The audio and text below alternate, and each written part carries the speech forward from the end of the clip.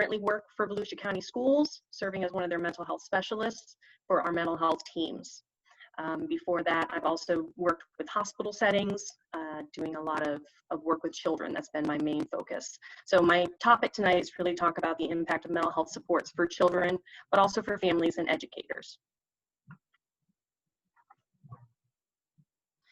So of course, we have a pandemic going on, right? So in the midst of the chaos and the changes in our world, there is some importance in connecting with yourself and with your children. Or when we think about returning back to school, that connection with your students in new ways as an educator. So really this presentation is designed to give you a brief overview of those changes that we've been living through since March and how it impacts our everyday lives as well as our mental health. Throughout this presentation, I'll discuss the various levels of impact that this pandemic has had on all of us and how we, not only as adults, parents and caregivers and educators, that we can aid in fostering resiliency for our children and our students and one another.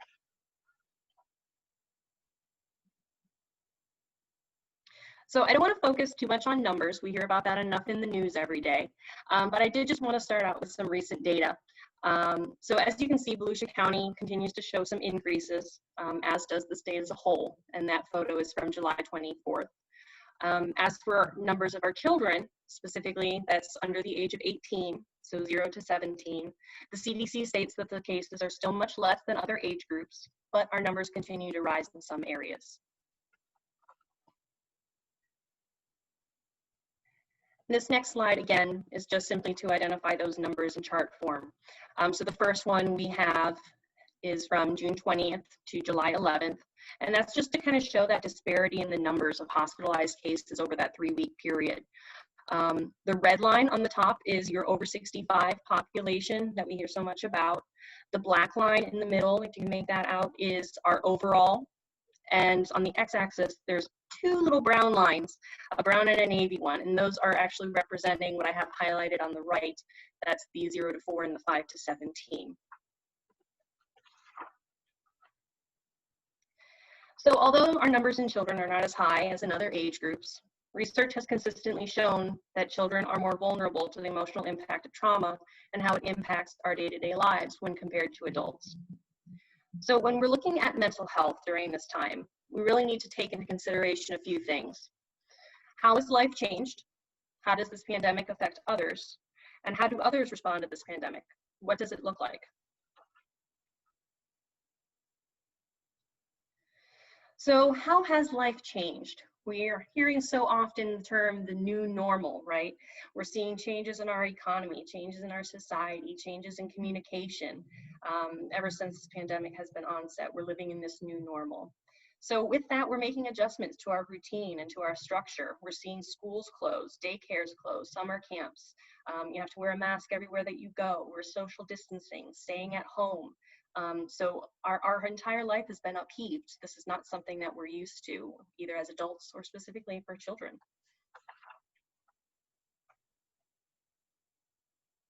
So how does this really impact us?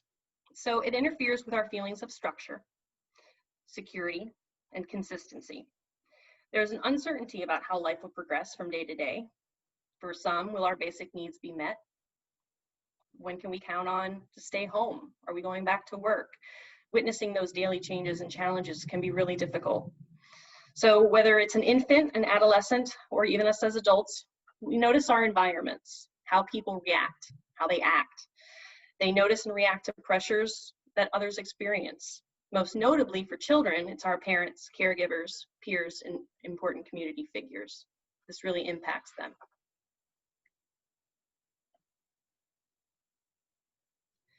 So how do they respond? What does this look like? Children and young adults, and again, even us as adults, may ask questions. We may isolate ourselves, act differently to strong feelings, produce anxiety, worry, anger, loss of control, sense of loss due to all the closures and not having those outlets that we once had. We may even feel loss or grief in a way, experience an ongoing re-traumatization because this keeps going up and down for us. The pandemic may also intensify some already present mental health conditions, whether known or not known. So again, I said that we would talk about impact in this presentation as well. So these experiences and responses impact all ages on all levels, not just emotional or social, but as with our kids, we're also seeing academic, and we will continue to see that. So it can threaten their ability to cope and be resilient. Again, children and even some adults may worry about their basic needs being met, the changes that are going on, and the safety of their loved ones. And we'll continue to talk about this as we move forward. So impact, as I said, can be a lot of different ways. Physically, that distance of having to be 6 feet apart from one another, wearing those masks, that's our new uniform, right? Hand sanitizer stations everywhere that you go, constantly being told to wash your hands. Some people are wearing gloves, etc. Socially, again, having that distance, we're not near each other. Like this, we're doing meetings on Zoom. At work, we're using Microsoft Teams for everything. We're FaceTiming with our friends and acquaintances rather than in person. We're working from home. Adults are working from home. Those have also become our new teachers, right? So not only are they working from home, but they're working with their kids. I can personally say I've got a 2.5-year-old at home, and trying to do counseling at home with the 2.5-year-old running around has been quite difficult. So it's really trying to find that balance, and it's upsetting to everybody. Emotionally, again, that'll have an impact on children, caregivers, educators, all of us, and in a lot of different ways. And then, as I said, academically, it's going to have that impact on learning. A lot of our kids, we lost pretty much that fourth quarter. Didn't get to come back from spring break right away. They're going to start back to school in this fall behind, possibly with some delays. There's also going to be those additional feelings of pressure and expectations because of how they were in first, second, or third quarter, or how they're supposed to be when they come back. So like I said, no one has the same experience with this. Each family is going to experience this pandemic differently, and I'm sure everyone has already and knows people who have experienced it differently.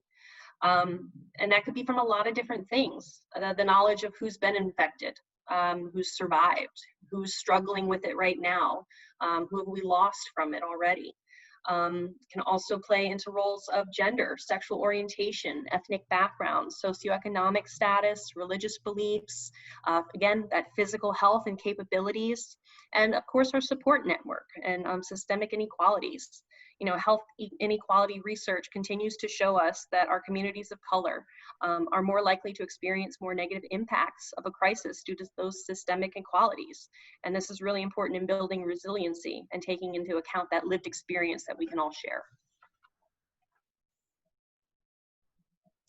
So moving forward, what is resilience? Resilience is defined as an ability to recover from or adjust easily to change or misfortune. So it's how one person can recover and adapt after being impacted from a significant stressor, trauma, struggle, adversity, socially, economically, financially, any of the above. Even if these difficult aspects are present for a person, it doesn't necessarily dictate that a person's going to have an unfortunate outcome, however. As I said, children are resilient naturally. Some children and young adults can control certain aspects, certain situations in their life. By forming that more positive perspective, then that way they can grow, heal, and feel empowered. So as I said, resilience is not innate. It can be learned and can be fostered. Really, the support of at least one adult figure for a child can really be proven, has been proven to be one of the most important things. Besides being a mental health counselor, I'm also a youth mental health first aid trainer. And that's something that I'm doing for our district and for the state of Florida. And that is actually one piece for the resiliency factors that we discuss as being one of the most important pieces. To have at least that one person in your life, whether it be in school, a family member, a friend, but to have that one adult really has shown that resiliency in children to grow.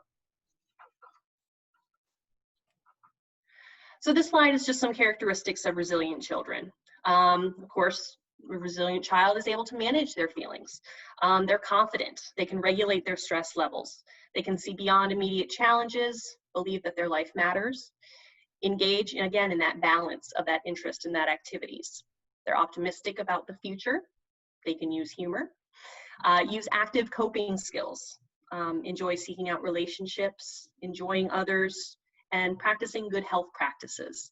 That could be anything from eating right to getting enough sleep to good hygiene, anything that fits that. Go ahead. So risk and resilience. Recovering and adapting following the impact of that stressor. So again, children and young adults who've experienced previous trauma or have a pre-existing mental health, physical or developmental issue may be at a higher risk to experience emotional disturbances, especially during this time of crisis. But again, exercising that control and improving that perspective, that's another factor that if parents also demonstrate, kids will pick up on that. But on the other hand, if our parents demonstrate difficulties in coping with their own stressors, possibly with substance abuse, managing their own mental health, that can play a role with our children as well. Again, resilience is not innate. It can be learned and fostered, be that for good or bad. Previous trauma or existing issues, as I said, but this is not to say that because you've struggled with or been exposed to a situation, possibly one described here, means that you'll continue to struggle or be diagnosed with a trauma-related stress, depression, or anxiety. And finally, for children, again, how do the parents and caregivers handle those stressors? Again, most children with the support from a sensitive caregiver can return to typical functioning following a crisis. So the American Psychological Association states that a primary factor in resilience is having caring and supportive relationships within the outside of the family. Relationships that create love and trust, provide role models, and offer encouragement and reassurance help bolster a person's resilience, not just for children, but all age groups. So again, it's having that connection with at least one person, and it doesn't have to just be someone in the family or a friend. It can be child, adult, all age groups. So the last piece of my presentation is I want to talk about how to foster that resilience. And there's several ways to do that. And we'll break down each one briefly. First is connection, and then also through self-control and empowerment, self-efficacy and coping, and I'll define those. And finally, through self-compassion. So fostering resilience through connection. Ways that this connection with students can be fostered for students and children, is again to ensure a sensitive caregiver or support network is available. There's also a difference between social distancing and social isolation that's really important to remember. Again, we want to stay safe and of course stay within the guidelines set, but we need to make sure that we take this opportunity to grow and be careful not to isolate from human contact completely. No one knows your family better than you. So as people are talking about different ideas, different things to do, find ways to tailor that to fit your interests and your family. Really remember during this time to try to have fun together. Again, it's that time to grow and connect. Now is more important than ever to have that time to have that balance, that fun, that play with our work. So for example, for adults, you can take an interest in maybe one of your kids' activities and interests that you've been eager to learn about. Maybe a new video game that they want to play. Plan a staycation, make a TikTok video, read or listen to something new, make up your own game. There's a variety of different things that you can do. As for information, again, making sure that it's appropriate by what the age group is and by the amount. I tell families a lot that it's very important to check the source. With so much social media, we want to check the information to see if it's credible and accurate. We saw this a lot at the beginning of this pandemic as well. And again, whether it's a parent or a child, be mindful of the time spent that you spend watching the news or on social media. There's lots of different apps out there that you can use to kind of control and set those limits if you'd like. Reaching out by phone, email, video conferencing. It's the way that we can meet our families, our students, our children, where they are, consider their needs. We're actually walking with them and learning from their experience through this new method of communication, right? You want to listen to how the pandemic is affecting our children and our families. We want to explore if this pandemic has changed or impacted their ability to meet some of those basic needs, social, emotional needs. In talking with a child or a family, you can evaluate their sense of safety. This could be from listening to an uneasiness in their voice, to sharing information, looking for those background cues, their ability to live, laugh, love openly and safely in their homes. Some questions that you might want to ask, either as a parent or as an educator when we go back to school and you're having these Skype or Teams, Zoom meetings with your students, is, do you feel comfortable talking in the location that you are? Do you have a place that you can go for privacy? Or, do you want me to call you back at a different time? We need to have that flexibility with our children and with our students. So as educators, we need to strive to be consistent and regular in our contacts with our students as well, because that predictability and routine really helps strengthen the trust and connection. As parents and caregivers, we can also focus on that structure and that consistency with what we deliver to our children at home. We also want to recognize and praise healthy coping strategies. This again strengthens that connection to the student or child and establishes that trust. And for some, while telehealth may not be available for that counseling part, to provide that access and comfort might be just, assessing for safety, listening non-judgmentally, reframing, resetting healthy expectations under the circumstances can really go a long way in developing that consistent communication. The next way to foster resilience is through self-control and empowerment. So again, outside of the structure of the classroom, teachers, school staff, as well as parents and caregivers can still make those adjustments to help children regain a sense of control, supporting growth and resilience. Some ways that they can do that is providing the children with opportunities to choose activities or assignments when possible. This could be allowing the class to choose among a list of learning activities, the order of educational topics. Also supporting the child in finding language to express or make sense of the understanding and the meaning of their feelings and experiences. I know even we as adults sometimes don't have the words to describe what we're feeling. So imagine that for a child who really doesn't have that language base to be able to do that. Students and children have been adapting to conditions that they're just not accustomed to and may struggle to have those words describe their feelings. Naming those feelings can help them develop that emotional vocabulary as well.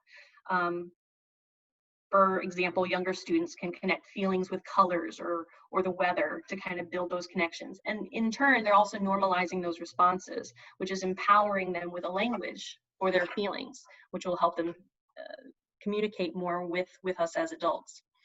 And lastly, providing options to create creative outlets. Through words with journaling, writing stories, poems, songs, drawing, dancing, scrapbooking, making movies, whatever that creative outlet is for you, to be able to provide those options and support and cultivate that. The next would be the 3 R's: reassurance, routine, and regulation. Again, I've already kind of mentioned, again, that reassurance piece, that routine, but by doing this, first, adults should reassure children about their safety, not only their safety, but the safety of loved ones, and to reiterate that it's the adult's job to ensure that safety, because a lot of times our children are taking on things that are just way beyond their control, so we need to reassure them of that. Secondly, adults should maintain those routines to provide the children with that sense of safety and predictability. So, such as regular bedtimes, meal times, daily schedules for learning, for play. And third, adults should support child's development of regulation. So when children are stressed, their bodies respond by activating their stress response systems. So to help them manage these reactions, it's important to both validate their feelings with something like, I know this might feel scary or overwhelming to you, and encourage them to engage in activities that help them self-regulate.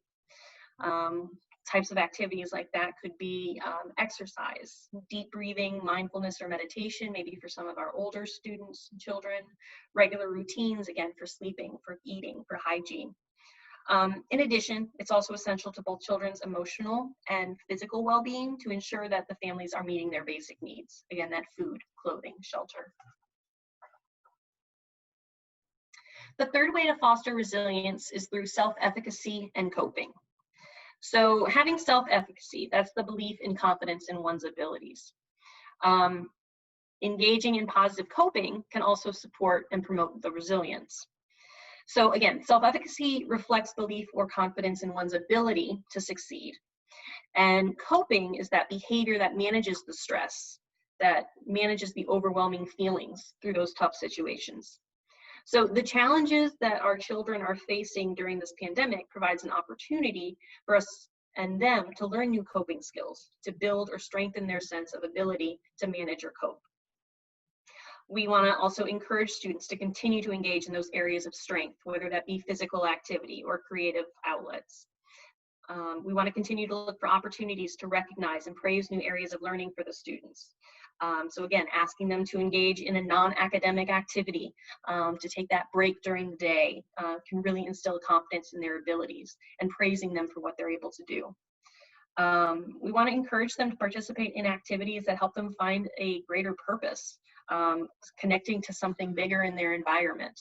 It could be something as simple as gardening, making meals at home with your family, or caring for a pet, but something that creates that development of self-awareness and makes them feel like they're contributing. We also want to continue again to look for those opportunities to recognize and praise those areas of learning. We want to emphasize the guidance for wellness practices that are readily accessible. A lot of our families, don't have access to very simple things, or don't think necessarily about, oh, well, I could just go for a walk because of the safety aspect of maybe their neighborhood.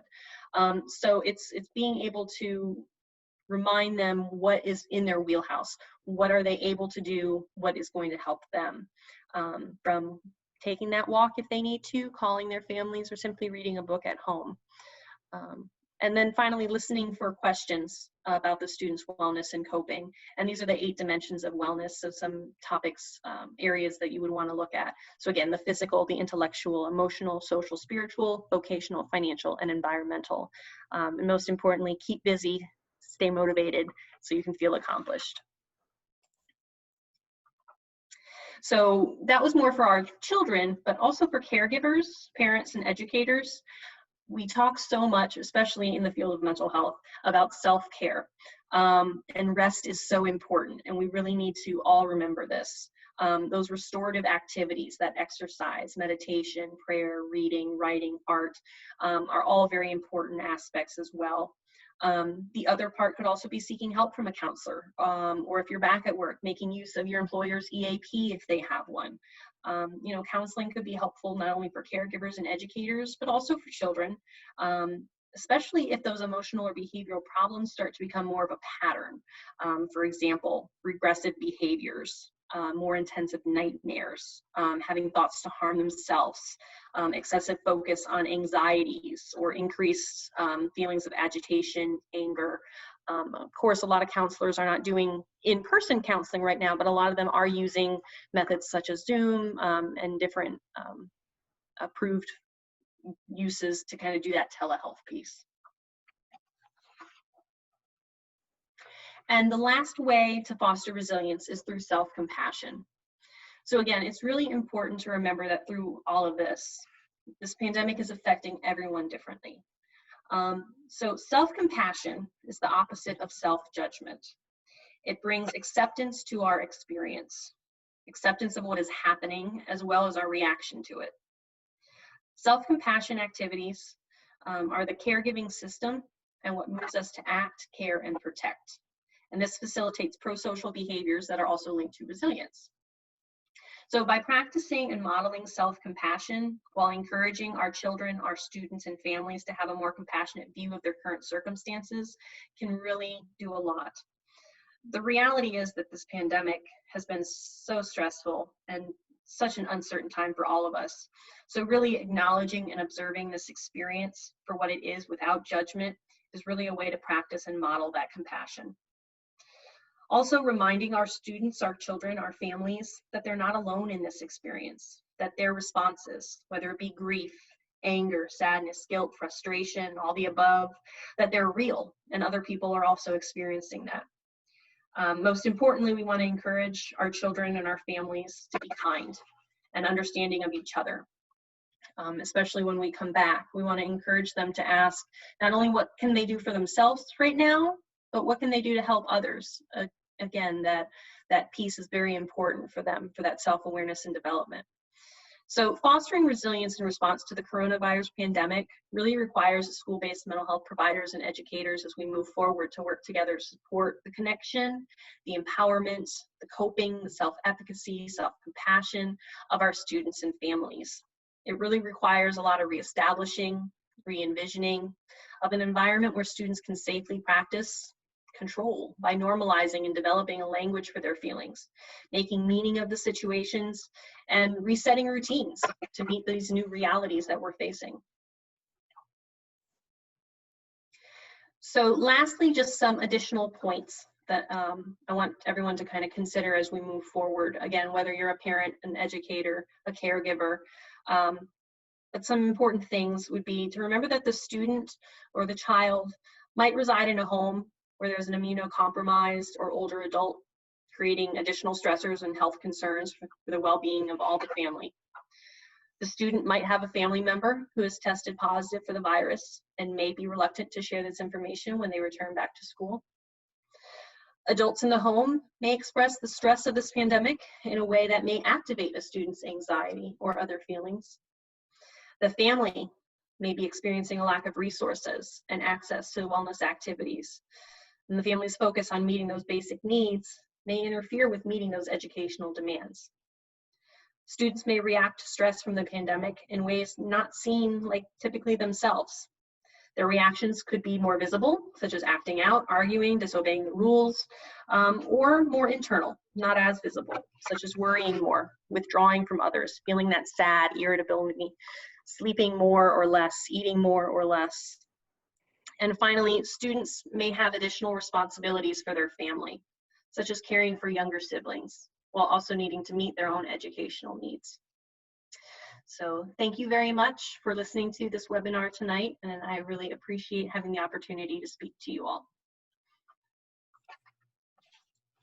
Thank you, Jessica. The information tonight was great. I have a couple questions if you have some time. I do. Awesome. And the first point I want to make is I think my favorite point in this presentation is the encouragement of making a TikTok video. Olivia and the rest of the staff will not make one with me, but now I'm going to make them do one with me. So, now you can say, I told you so.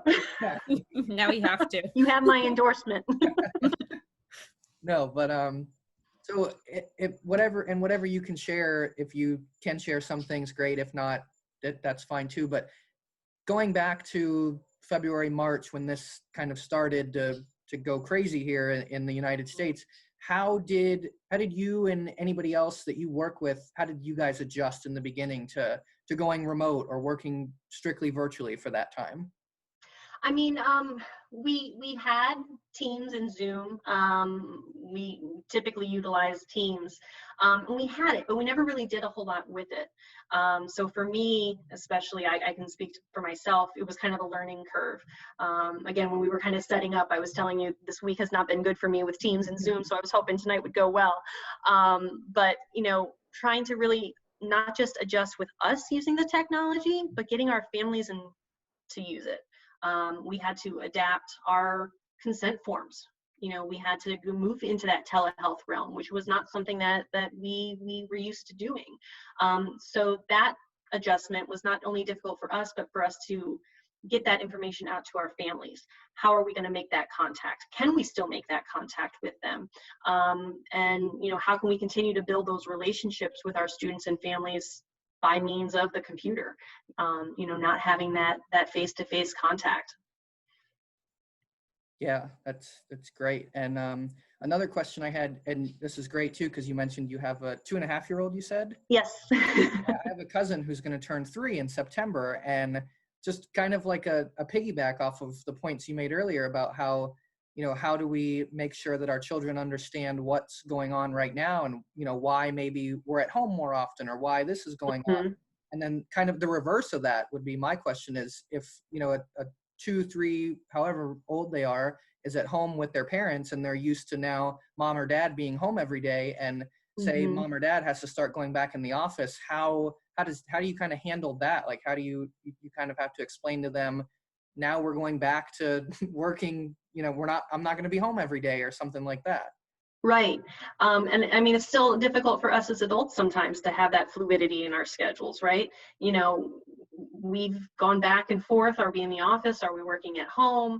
I'm sure you guys are doing the same. Yep.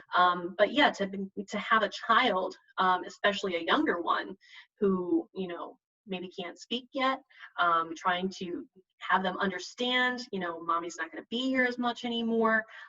It can be difficult. I've been lucky enough that I have family supports to be able to kind of step in and help me with that. My mom has been great with helping me watch my son as needed, and my husband's been working from home, so we get to kind of share the wealth on that one a little bit. But it is difficult, and it's really having that age appropriate conversation with them to help them understand and kind of maybe play out how that's going to be. With anything working with children, I always say, you know, that preparing them for that change is important. You don't want to just spring it on them. So if you are able to know that a change is coming up, I know a lot of this change has happened very quickly and we all have had to adapt. But if you know that a change is coming, to try to reinforce that change now with your child by practicing that, to be able to provide that distancing now. Yeah, that's a great point. And then this, the last question I have is, so now that we're all kind of, us in the higher education world and everybody else too, getting ready to kind of go back in for now the fall semester, returning to school in August, whatever that may be. Mm-hmm. How, I know we're trying to figure this out still, so I don't expect anybody to have an answer, but right. How are you preparing to go back now, or are you planning to go back to being in the office or being in schools or whatever that may be once we get to August? I mean, our school board and everyone, you know, we're all still trying to figure things out as well.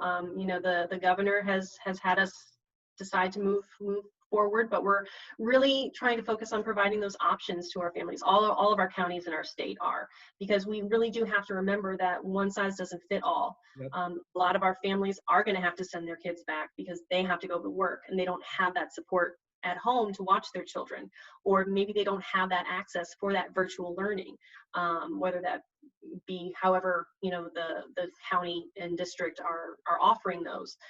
So, you know, we need to have those options, unfortunately, and fortunately, but really continuing to make sure that when we go back, that things are safe.